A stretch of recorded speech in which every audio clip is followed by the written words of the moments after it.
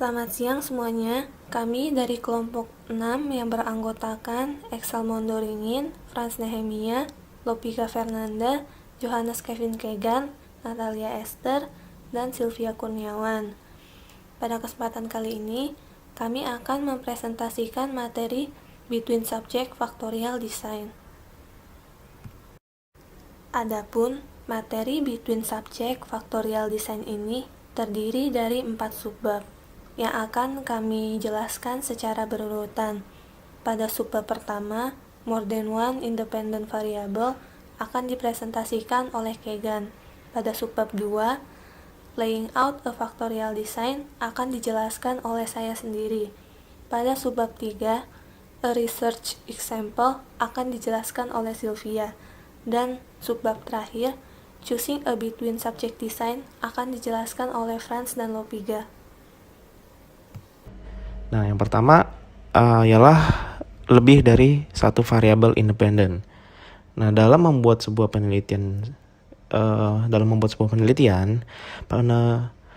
kita sebagai peneliti itu harus menentukan suatu variabel yang ingin kita ukur atau ingin kita cari tahu.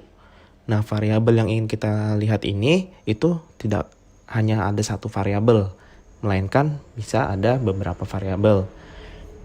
Nah, di dalam buku ini sendiri dikatakan bahwa multiple variable itu lebih efisien untuk mendapatkan data yang ingin dicari. Nah, tetapi balik lagi kepada tujuannya ini untuk mencari apa, seperti itu. Berikutnya ada looking for mean effect. Nah, artinya di sini adalah dalam sebuah penelitian eksperimen itu memiliki peran yang penting. Nah, ketika kita mengukur seberapa besar pengaruh efek tersebut, kita selalu bertanya seberapa besar pengaruh efek terhadap sebuah perilaku. Nah, kita tuh kalau mau melakukan sebuah penelitian, pasti kita akan mencari tahu dulu pertanyaan atau membuat pertanyaan. Seberapa besar sih pengaruh musik terhadap mood? Seperti itu contohnya. Nah, ketika ada dua variabel, maka tiap variabelnya itu memiliki satu main efeknya tersendiri. Nah, nanti akan dicari tahu efek manakah yang paling mempengaruhi suatu perilaku. Berikutnya ada looking for interaction. Nah, looking for interaction ini melihat hubungan antara variabel yang ada serta seberapa besar pengaruhnya pada penelitian.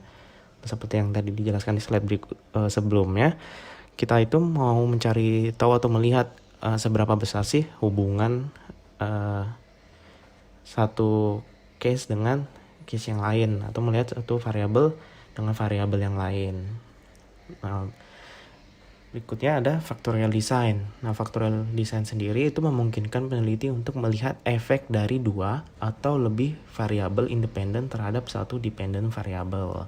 Nah, istilah yang perlu diingat di sini bahwa faktor itu adalah independent variable yang utama, serta level adalah bagian dari satu faktor. Pada bagian selanjutnya, saya akan menjelaskan laying out a factorial design. Pada bagian ini akan dijelaskan bentuk dari desain matriks dan bagaimana cara menuliskan notasi pada factorial design. Desain matriks. Desain matriks merupakan cara untuk menerjemahkan pemikiran Anda tentang eksperimen ke dalam bentuk diagram sederhana. Contoh dari desain matriks ini dapat terlihat pada gambar yang ada di sebelah kanan. Pada gambar ini adalah contoh desain matriks dari eksperimen What is in a Name. Sehingga dapat kita ketahui bahwa dengan membentuk desain matriks, ini akan membuat kita menjadi lebih mengerti dalam memahami suatu eksperimen itu. Lebih efektif dan lebih sederhana jika dibandingkan dengan menguraikannya secara per kalimat, seperti contoh yang ada pada slide berikutnya.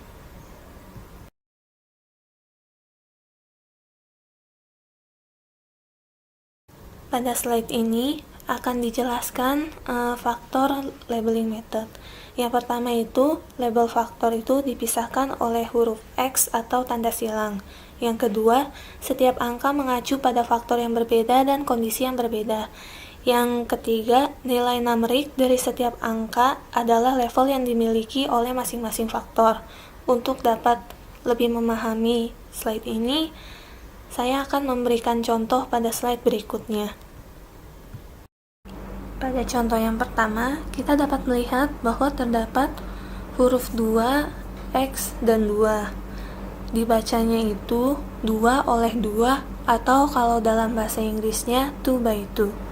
Yaitu, terdapat dua faktor. Faktor yang pertama itu terdiri dari 2 level dan faktor yang kedua terdiri dari 3 level. Sehingga terdapat 4 perlakuan. Contoh yang kedua, terdapat 2 oleh 3 oleh 2, yaitu terdapat 3 faktor. Faktor yang pertama terdiri dari 2 level, faktor yang kedua terdiri dari 3 level, dan faktor yang ketiga terdiri dari 2 level, sehingga terdapat 12 perlakuan. Untuk lebih dapat memahami mengenai desain faktorial, saya akan memberikan satu contoh lagi, yaitu contoh dari penelitian atau eksperimen yang dilakukan oleh Goldfried dan kawan-kawan.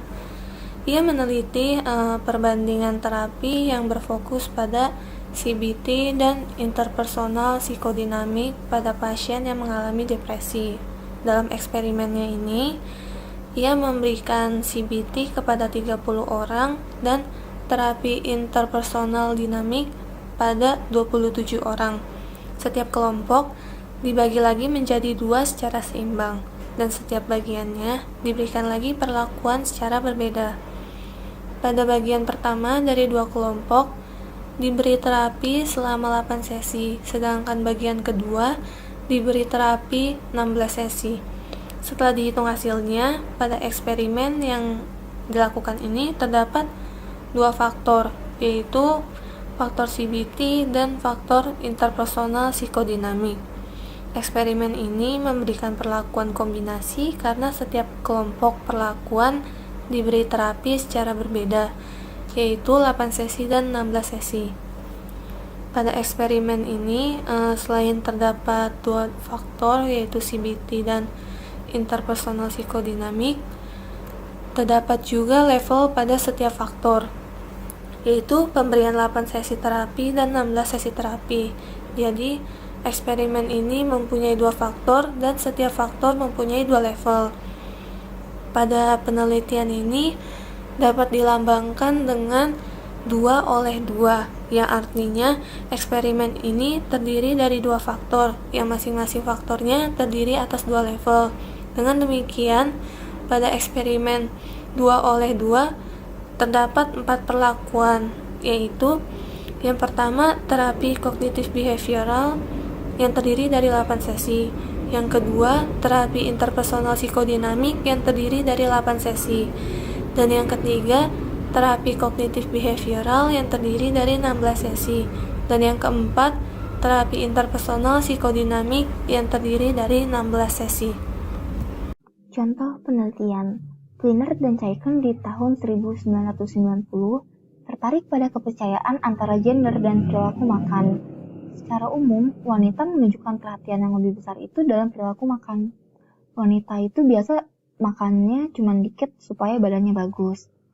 Kleiner dan Chaiken percaya bahwa memakan makanan ringan saja dalam 1 hari penuh adalah perilaku diet yang tepat bagi wanita supaya terlihat kurus.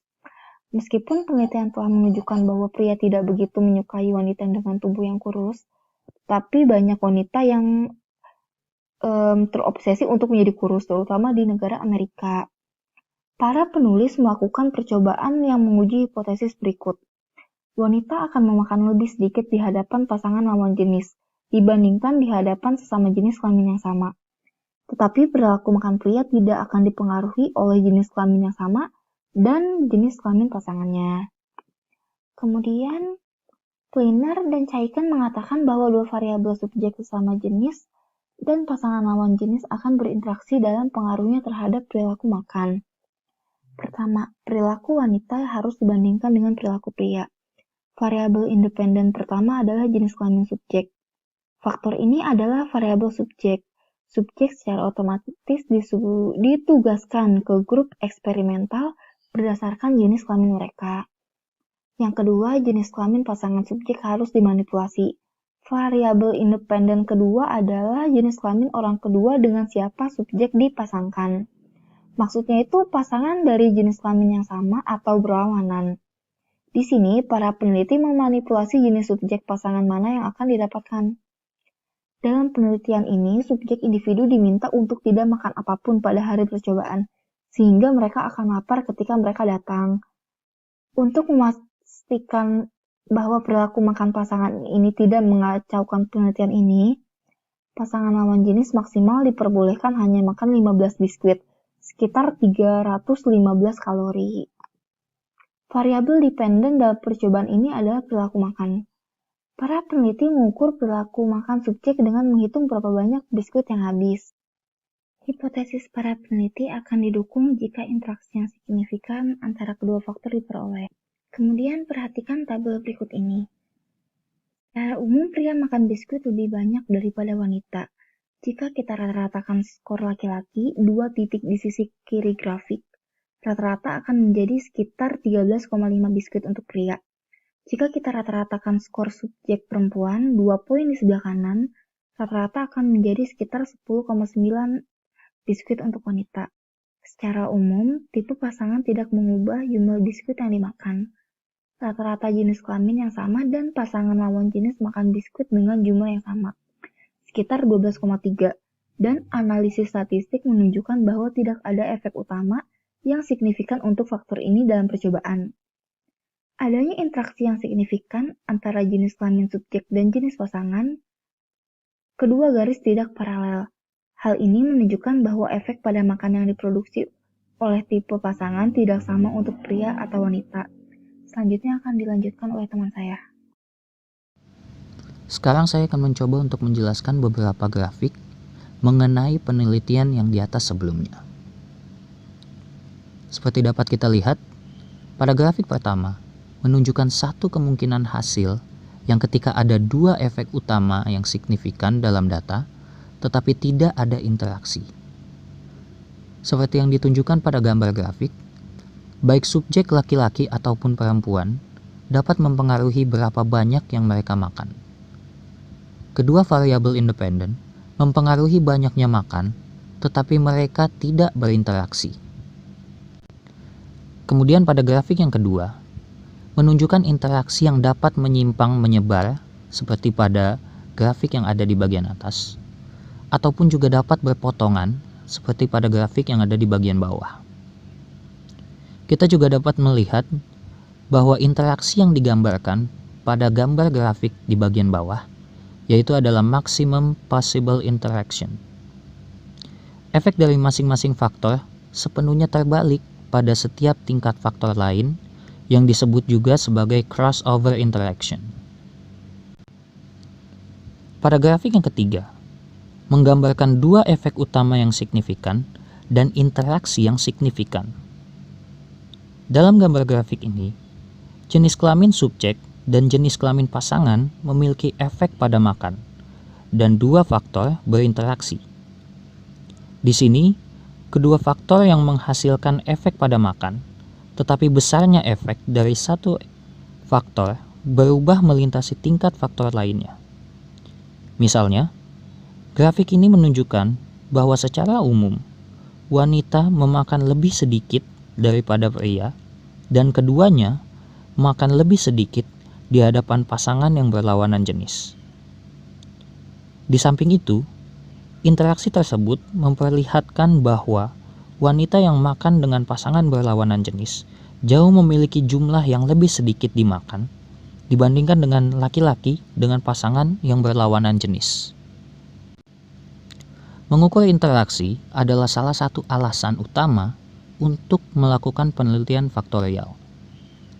Dengan melihat 2 atau lebih variabel secara bersamaan, kita dapat menilai apakah efek dari satu variabel bergantung pada level variabel lainnya.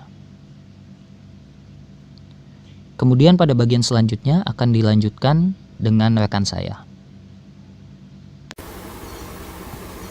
Selanjutnya adalah memilih desain between subject.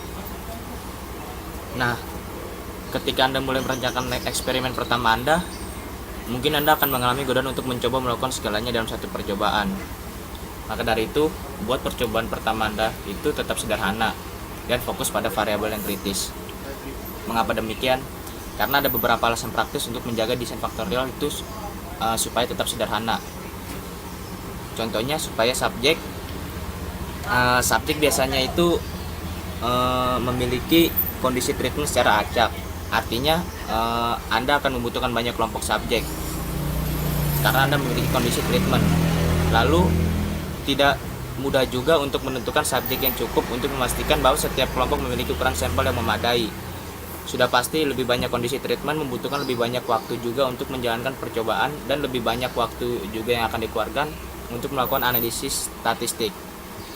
Nah, setelah itu hasil dari desain yang rumit itu pasti hampir tidak dapat diinterpretasikan. Bisa dibilang itu sulit untuk menggambarkan interaksi 3 faktor. Apalagi jika menjelaskan mengapa itu terjadi, pasti akan merumitkan. Nah, interaksi 3 arah yang signifikan jarang merupakan hasil yang diprediksi. Dan interaksi 4 arah secara praktis tidak mungkin dikonsep dan jelaskan. Tidak banyak digunakannya mengumpulkan data yang tidak bisa kita pahami. Lalu hal itu juga membuat tidak praktis untuk memasukkan faktor-faktor yang tidak perlu. Logika yang sama berlaku untuk memilih beberapa level setiap faktor untuk dimasukkan. Nah, maka dari itu gunakan ulasan Anda tentang penelitian sebelumnya di bidang ini. Nah, supaya itu dapat membantu Anda dalam memutuskan variabel apa dan level apa yang akan Anda masukkan. Dalam desain two factor between subject hanya ada 3 efek yang mungkin, yaitu efek utama untuk setiap faktor dan interaksi antara 2 faktor. Nah, yang dimasuk efek utama untuk setiap faktor itu, jadi di sini kan kita ada contoh A, B, dan C. Nah, A itu efek utama, B itu efek utama, C juga efek utama. Nah, lalu pengertian dari interaksi antara 2 faktor itu adalah yang mewakili 3 efek kemungkinan. Jadi kayak misalkan A dengan B, A dengan C, lalu B dengan C. Nah, di sini ada dampak signifikan yang mungkin terjadi. Contohnya setiap faktor untuk menghasilkan efek utama yang signifikan. Nah, efek utama untuk A, efek utama untuk B, dan efek utama untuk C. Tadi seperti sudah saya jelaskan pada awal. Lalu setiap pasangan faktor dapat berinteraksi. Nah, ini yang disebut interaksinya. Jadi interaksi antara sesama efek utama menyebabkan interaksi. Jadi seperti interaksi antara A dan B, A dan C, dan B dan C adalah mungkin. Nah, seperti yang sudah saya jelaskan tadi. Lalu yang ketiga adalah ketiga faktor dapat berinteraksi, yaitu interaksi antara A, B, dan C.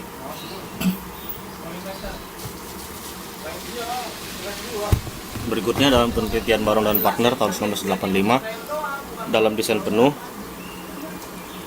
mereka memiliki 3 variabel independen, yaitu tipe subjek, kondisi provokasi, dan tingkat ion. Tipe subjek itu yang tipe A, indeterminan, dan tipe B. Kondisi provokasi itu marah atau tidak marah, yang mean level of heat burst, dan tingkat ion itu rendah, sedang, atau tinggi. Jadi secara keseluruhan ada 18 kondisi eksperimental yang berbeda. Hasil agresivitas sangat kompleks, dua interaksi 2 arah diperoleh. Interaksi 3 arah juga hampir signifikan secara statistik.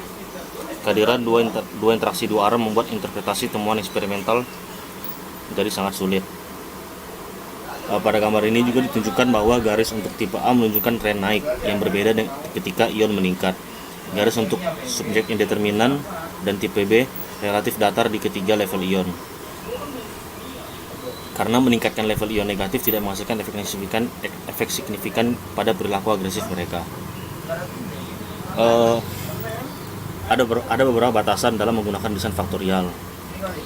Seperti misalnya kalau menggunakan desain faktorial membutuhkan banyak subjek, memakan banyak waktu, dan kemudian membutuhkan prosedur statistik yang jauh lebih kompleks atau rumit. Namun pada satu sisi, desain faktorial lebih menghasilkan banyak informasi daripada desain eksperimen yang lain. Demikian presentasi kami. Apakah ada pertanyaan? Terima kasih.